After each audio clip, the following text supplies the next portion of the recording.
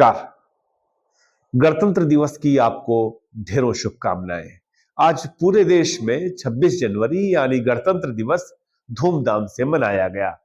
छत्तीसगढ़ में भी मनाया गया। छत्तीसगढ़ के मुख्यमंत्री विष्णुदेव साय ने सलामी ली, परेड का निरीक्षण किया, लोगों ने मिठाइयां खाई, मिठाइयां बांटी।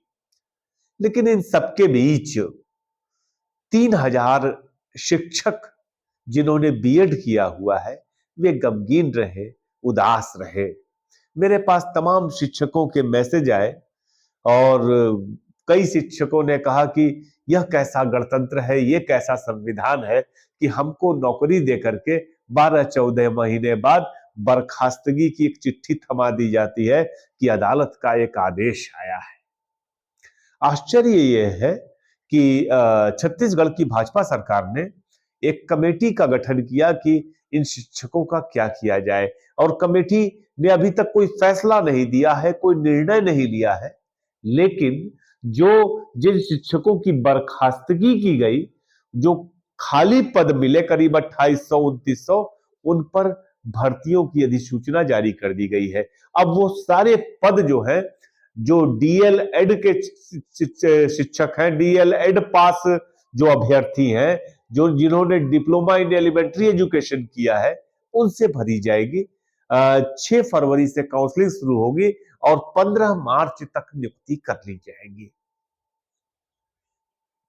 गजब की हक तलफी है भाई, गजब का अनाचार है। माने आश्चर्य है, 1-2 नहीं, 2800-2900 शिक्षकों की नौकरी चली जाती है। अब आप अंदाजा लगाइए कि एक परिवार में अगर औसत 6 या 7 सदस्य हैं, 5 सदस्य हैं, तो कम से कम 15,000 पर तो सीधा प्रभाव पड़ रहा है इसका। और इतिहास गवाह है, हम सब जानते हैं, हम सब माने एक वक्त गर्व की बात हुआ करती थी कि क्या किए हैं, तो भैया बीएड एमएड है। बीएड एमएड कहने का मतलब होता था कि बहुत पढ़ा लिखा है, उसमें शिक्षक बनने की योग्यता है। आश्चर्य है कि जो national council of teacher education है, जो तमाम रेगुलेटरी एजेंसीज बनी हैं हाल के दिनों में एनडीए की सरकार में, भाजपा की सरकार में, वो कहीं से भी, भले वो एनटीए हो चाहे ये हो आपकी एनसीटीई हो, ये जिन संस्थानों का, जिन अभ्यर्थियों का, जिन लोगों का इनको पूरा केयर करना चाहिए, जिनकी पूरी जिम्मेदारी उनकी संस्थाओं के ऊपर है, वो उस पर खरे नहीं उतरे हैं। आश्चर्य है कि एनसीटीई के निर्णय से 3000 शिक्षकों ने भर्ती पाई। बड़े कॉमन सेंस की बात है।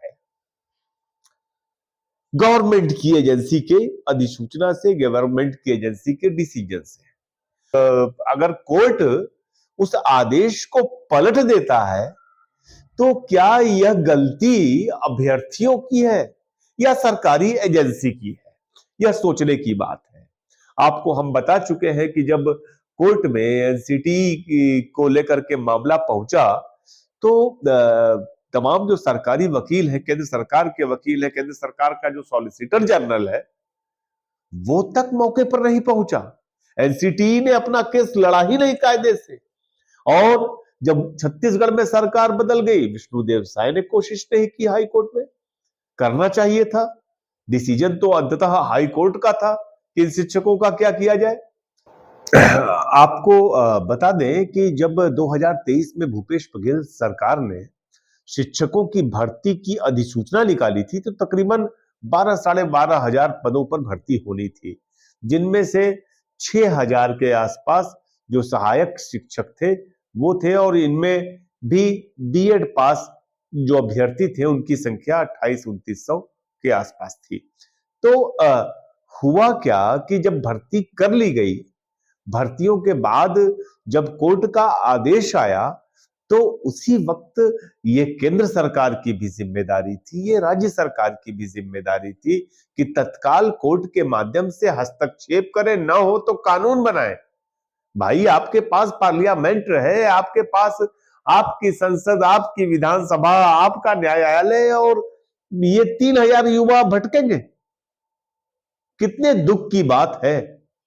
आपको बताऊं कि उत्तर प्रदेश सरकार ने 10,000 से ज्यादा शिक्षकों के पदों पर भर्ती निकाली है। हालांकि ये माध्यमिक कक्षाओं के लिए है, और उन्होंने साफ बीएड को के अभ्यर्थियों को इसमें बुलाया है और कहा है कि आप इसको भर सकते हैं, आप इसके लिए आवेदन कर सकते हैं। यहां तक कि उत्तर प्रदेश गवर्नमेंट ने एक अच्छा काम किया कि जिसमें ये था अर्हता में कि बीएड या समकक्ष, उन्होंने समकक्ष वाला जो पैरा था उसको हटा दिया। इसका मतलब ये हुआ कि अगर आप बीएड है और साथ में पोस्ट ग्रेजुएट है, ग्रेजुएट है, तो आप इस पद के योग्य हैं। आपको बताएं कि जब 2018 में एनसीटीई ने यह निर्णय लिया था कि बीएड पास अभ्यर्थी प्राथमिक कक्षाओं में पढ़ाने के अनुकूल हैं और उनकी भर्ती की जाएगी, तो देश भर में बड़े पैमाने पर लोगों ने बीएड की पढ़ाई शुरू कर दी थी। तमाम लोगों ने बीएड कर लिया।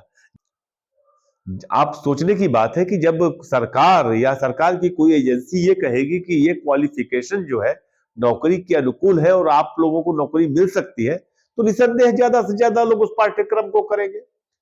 लेकिन जब से यह आदेश आया कि नहीं, कोर्ट ने उसके खिलाफ आदेश दे दिया कि बीएड पास अभ्यर्थी योग्य नहीं है प्राथमिक कक्षाओं में पढ़ाने के लिए, तब से तमाम राज्यों में प्रवेश बहुत कम हो गया है। माने उत्तर प्रदेश में जहां 2.5 लाख सीट्स थी बीएड के लिए, आप यकीन नहीं मानेंगे पिछले साल 1 लाख से ज्यादा सीट खाली हो गई। 1 लाख सीट खाली रह गई। काउंसलिंग में करीब 66,000 लोगों को बुलाया गया था, मुझे याद है, और उसमें पहुंचे थे करीब 12 साढ़े 12,000 लोग। तो कुल मिलाकर के बीएड पास अभ्यर्थियों का जो संकट है उसको बहुत मानवीय दृष्टिकोण से देखने की जरूरत है। एक बात यह सच है जो मैं देख भी रहा हूं कि पुलिस की कार्रवाई, उसके बाद एफआईआर के बाद जो तमाम अभ्यर्थी हैं वो भयभीत हैं, डर गए हैं। मैं तमाम युवाओं से बात करना चाहता था, उनकी समस्या को देश भर में पहुंचाना चाहता था, देश भर की एजेंसियों के सामने ले जाना चाहता था, लेकिन तमाम लोगों ने बात करने से इनकार कर दिया। वो सार्वजनिक तौर पर कुछ कहने से बच रहे हैं। कौन है वो जो दबाव दे रहा है भाई? अच्छा लगा ये जानकर के कि जो छत्तीसगढ़ शिक्षक संयुक्त संघर्ष समिति है उसने इन शिक्षकों के साथ आने की बात कही है। उसने साफ साफ कहा है कि जो छत्तीसगढ़ के 2 लाख शिक्षक है, उसके अलावा जो अधिकारी कर्मचारी है, वो सभी इन शिक्षकों के साथ है। सबसे बड़ी बात यह है कि जो न्याय का सिद्धांत है, उस सिद्धांत के सर्वथा विपरीत है इन शिक्षकों की बर्खास्तगी। ये बात टीचर्स को भी जाननी होगी। ये बात आप सब लोग जो सुन रहे हैं, आप सबको माननी होगी, जाननी होगी कि आप लोगों ने कोई गलती नहीं की है और आपके साथ अन्याय हुआ है। और हर अन्याय के खिलाफ अहिंसात्मक ढंग से आवाज उठाने का अधिकार सबको है। छत्तीसगढ़ सरकार कह तो रही है, लेकिन कब तक कमेटी का कोई निर्णय आएगा?